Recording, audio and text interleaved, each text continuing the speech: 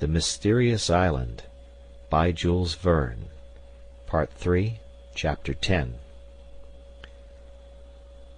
Of the convicts, the dangers which menaced Granite House, the ruins with which the plateau was covered, the colonists thought no longer. Herbert's critical state outweighed all other considerations. Would the removal prove fatal to him by causing some internal injury? The reporter could not affirm it, but he and his companions almost despaired of the result. The cart was brought to the bend of the river. There some branches, disposed as a litter, received the mattress on which lay the unconscious Herbert. 10 minutes after, Cyrus Harding, Spilett, and Pencroft were at the foot of the cliff, leaving Neb to take the cart on to the plateau of Prospect Heights. The lift was put in motion, and Herbert was soon stretched on his bed in Granite House. What cares were lavished on him to bring him back to life! He smiled for a moment on finding himself in his room, but could scarcely even murmur a few words, so great was his weakness. Gideon Spilett examined his wounds. He feared to find them reopened, having been imperfectly healed. There was nothing of the sort. From whence, then, came this prostration? Why was Herbert so much worse? The lad then fell into a kind of feverish sleep, and the reporter and Pencroft remained near the bed. During this time Harding told Neb all that had happened at the corral, and Neb recounted to his master the events of which the plateau had just been the theater. It was only during the preceding night that the convicts had appeared on the edge of the forest, at the approaches to Creek Glycerine. Neb, who was watching near the poultry yard, had not hesitated to fire at one of the pirates, who was about to cross the stream, but in the darkness he could not tell whether the man had been hit or not. At any rate, it was not enough to frighten away the band, and Neb had only just time to get up to Granite House, where at least he was in safety. But what was he to do there?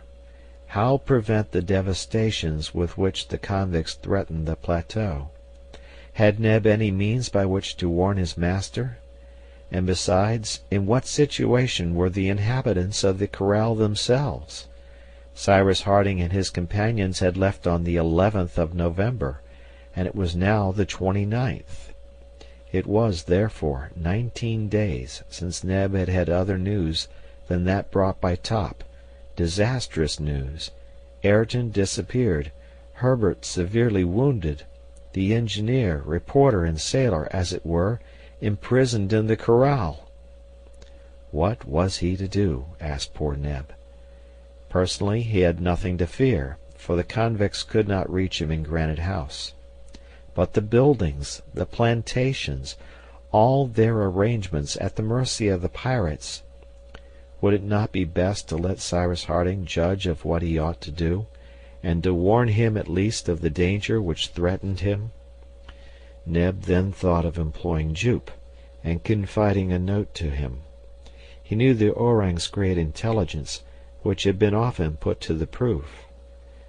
Jup understood the word corral, which had been frequently pronounced before him, and it may be remembered, too, that he had often driven the cart thither in company with Pencroft. Day had not yet dawned.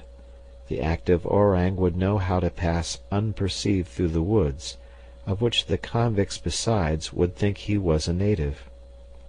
Neb did not hesitate. He wrote the note, he tied it to Jup's neck, he brought the ape to the door of Granite House, from which he let down a long cord to the ground. Then, several times, he repeated these words, "Jup, Jup, corral, corral." The creature understood, seized the cord, glided rapidly down to the beach, and disappeared in the darkness, without the convict's attention having been in the least excited. "You did well, Neb," said Harding, "but perhaps in not warning us you would have done still better." And in speaking thus, Cyrus Harding thought of Herbert, whose recovery the removal had so seriously checked. Neb ended his account. The convicts had not appeared at all on the beach. Not knowing the number of the island's inhabitants, they might suppose that Granite House was defended by a large party. They must have remembered that during the attack by the brig numerous shot had been fired both from the lower and upper rocks, and no doubt they did not wish to expose themselves. But the plateau of Prospect Heights was open to them, and not covered by the fire of Granite House. They gave themselves up, therefore, to their instinct of destruction, plundering, burning, devastating everything, and only retiring half an hour before the arrival of the colonists, whom they believed still confined in the corral. On their retreat, Neb hurried out.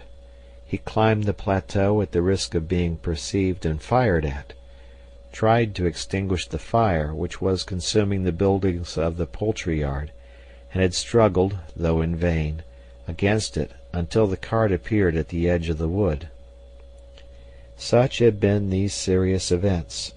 The presence of the convicts constituted a permanent source of danger to the settlers in Lincoln Island, until then so happy, and who might now expect still greater misfortunes. Spilett remained in Granite House with Herbert and Pencroft, while Cyrus Harding, accompanied by Neb, proceeded to judge for himself of the extent of the disaster. It was fortunate that the convicts had not advanced to the foot of Granite House. The workshop at the Chimneys would in that case not have escaped destruction.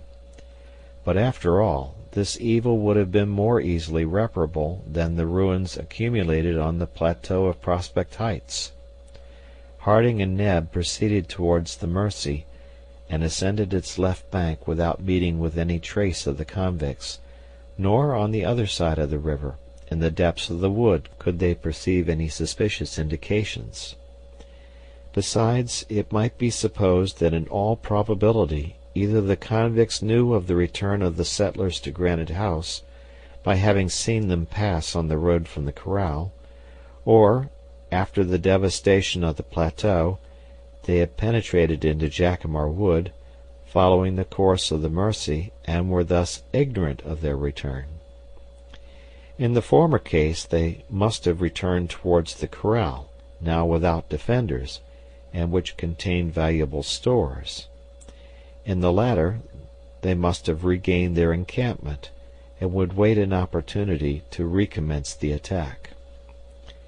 It was, therefore, possible to prevent them, but any enterprise to clear the island was now rendered difficult by reason of Herbert's condition. Indeed, their whole force would have been barely sufficient to cope with the convicts, and just now no one could leave Granite House. The engineer and Neb arrived on the plateau. Desolation reigned everywhere. The fields had been trampled over. The ears of wheat, which were nearly full grown, lay on the ground. The other plantations had not suffered less. The kitchen garden was destroyed. Happily, Granite House possessed a store of seed which would enable them to repair these misfortunes. As to the wall and buildings of the poultry yard and the onager's stable, the fire had destroyed all. A few terrified creatures roamed over the plateau. The birds, which during the fire had taken refuge on the waters of the lake, had already returned to their accustomed spot and were dabbling on the banks. Everything would have to be reconstructed. Cyrus Harding's face, which was paler than usual, expressed an internal anger which he commanded with difficulty, but he did not utter a word. Once more he looked at his devastated fields, and at the smoke which still rose from the ruins. Then he returned to Granite House. The following days were the saddest of any that the colonists had passed on the island. Herbert's weakness visibly increased. It appeared that a more serious malady, the consequence of the profound physiological disturbance he had gone through, threatened to declare itself, and Gideon Spilett feared such an aggravation of his condition that he would be powerless to fight against it. In fact, Herbert remained in an almost continuous state of drowsiness, and symptoms of delirium began to manifest themselves. Refreshing drinks were the only remedies at the colonists' disposal. The fever was not as yet very high, but it soon appeared that it would probably recur at regular intervals. Gideon Spilett first recognized this on the 6th of December. The poor boy, whose fingers, nose, and ears had become extremely pale, was at first seized with slight shiverings, horripilations, and tremblings. His pulse was weak and irregular, his skin dry, his thirst intense. To this soon succeeded a hot fit. His face became flushed, his skin reddened, his pulse quick. Then a profuse perspiration broke out, after which the fever seemed to diminish. The attack had lasted nearly 5 hours. Gideon Spilett had not left Herbert, who, it was only too certain, was now seized by an intermittent fever, and this fever must be cured at any cost before it should assume a more serious aspect. "And in order to cure it," said Spilett to Cyrus Harding, "we need a febrifuge." "A febrifuge," answered the engineer. "We have neither Peruvian bark nor sulphate of quinine." "No," said Gideon Spilett, "but there are willows on the border of the lake, and the bark of the willow might, perhaps, prove to be a substitute for quinine." "Let us try it without losing a moment," replied Cyrus Harding. The bark of the willow has, indeed, been justly considered as a succedaneum for Peruvian bark, as has also that of the horse-chestnut tree, the leaf of the holly, the snake-root, etc. It was evidently necessary to make trial of this substance, although not so valuable as Peruvian bark, and to employ it in its natural state, since they had no means of extracting its essence. Cyrus Harding went himself to cut from the trunk of a species of black willow a few pieces of bark. He brought them back to Granite House, and reduced them to a powder, which was administered that same evening to Herbert. The night passed without any important change. Herbert was somewhat delirious, but the fever did not reappear in the night, and did not return either during the following day. Pencroft again began to hope. Gideon Spilett said nothing. It might be that the fever was not quotidian, but tertian, and that it would return next day. Therefore he awaited the next day with the greatest anxiety. It might have been remarked besides that during this period Herbert remained utterly prostrate, his head weak and giddy. Another symptom alarmed the reporter to the highest degree. Herbert's liver became congested, and soon a more intense delirium showed that his brain was also affected. Gideon Spilett was overwhelmed by this new complication. He took the engineer aside. "It is a malignant fever," said he. "A malignant fever!" cried Harding. "You are mistaken, Spilett. A malignant fever does not declare itself spontaneously. Its germ must previously have existed." "I am not mistaken," replied the reporter. "Herbert no doubt contracted the germ of this fever in the marshes of the island. He has already had one attack. Should a second come on, and should we not be able to prevent a third, he is lost." "But the willow bark?" "That is insufficient," answered the reporter, "and the third attack of a malignant fever, which is not arrested by means of quinine, is always fatal." Fortunately, Pencroft heard nothing of this conversation, or he would have gone mad. It may be imagined what anxiety the engineer and the reporter suffered during the day of the 7th of December and the following night. Towards the middle of the day the second attack came on. The crisis was terrible. Herbert felt himself sinking. He stretched his arms towards Cyrus Harding, towards Spilett, towards Pencroft. He was so young to die. The scene was heart-rending. they were obliged to send Pencroft away. The fit lasted 5 hours. It was evident that Herbert could not survive a third. The night was frightful. In his delirium Herbert uttered words which went to the heart of his companions. He struggled with the convicts, he called to Ayrton, he poured forth entreaties to that mysterious being, that powerful unknown protector, whose image was stamped upon his mind.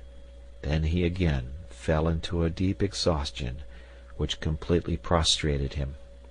Several times Gideon Spilett thought that the poor boy was dead. The next day, the 8th of December, was but a succession of the fainting fits. Herbert's thin hands clutched the sheets. They had administered further doses of pounded bark, but the reporter expected no result from it. "If before tomorrow morning we have not given him a more energetic febrifuge," said the reporter, "Herbert will be dead." Night arrived. The last night, it was too much to be feared, of the good, brave, intelligent boy, so far in advance of his years, and who was loved by all as their own child. The only remedy which existed against this terrible malignant fever, the only specific which could overcome it, was not to be found in Lincoln Island. During the night of the 8th of December, Herbert was seized by a more violent delirium. His liver was fearfully congested, his brain affected, and already it was impossible for him to recognize anyone. Would he live until the next day, until that third attack which must infallibly carry him off? It was not probable. His strength was exhausted, and in the intervals of fever he lay as one dead. Towards 3 o'clock in the morning Herbert uttered a piercing cry. He seemed to be torn by a supreme convulsion.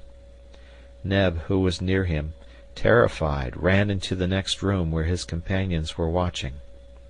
Top at that moment barked in a strange manner. All rushed in immediately and managed to restrain the dying boy, who was endeavoring to throw himself out of his bed, while Spilett, taking his arm, felt his pulse gradually quicken. It was 5 in the morning. The rays of the rising sun began to shine in at the windows of Granite House. It promised to be a fine day, and this day was to be poor Herbert's last. A ray glanced on the table placed near the bed. Suddenly Pencroft, uttering a cry, pointed to the table.